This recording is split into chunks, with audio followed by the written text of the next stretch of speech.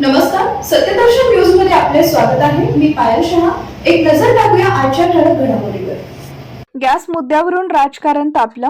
राज्यात घरगुती गॅस सिलेंडरच्या उपलब्धतेच्या मुद्द्यावरून राजकारण तापलंय।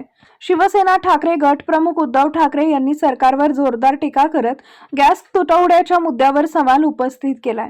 माध्यमांशी बोलताना ठाकरे म्हणाले की सरकार गॅस सिलेंडरचा तुटवडा नसल्याचा दावा करत असेल तर मग नागरिकांना रांगा का लावाव्या लागतात, तसेच हॉटेल बंद पाडण्याची वेळ काय येतेय, असा थेट प्रश्न त्यांनी उपस्थित केला।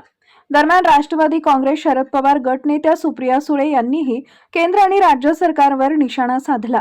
गॅसचा तुटवडा असतानाही सरकार तो मान्य का करत नाही, असा सवाल त्यांनी केला।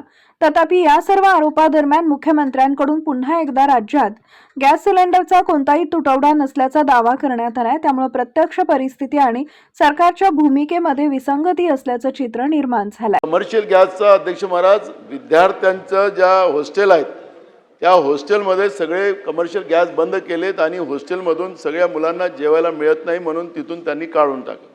अध्यक्ष महाराज, हे परीक्षाची वेळ आहे, हे परीक्षाची वेळ आहे आणि अशा परीक्षेच्या वेळेस त्या गरीब आणि मध्यमवर्गीय मुलामुलींचं जे नुकसान वर्ष वाया जाणार आहे त्याची दखल सरकार घेणार की नाही? तुम्ही कमर्शियल सगळे बंद केलेत, घरगुती गॅस मिळावा अशी तुमची अपेक्षा असेल, उद्योग बंद झाले तो विषय वेगळा आहे, पण विद्यार्थ्यांच्या जीवनाशी खेळायचा अधिकार तुम्हाला कोणी दिलेला?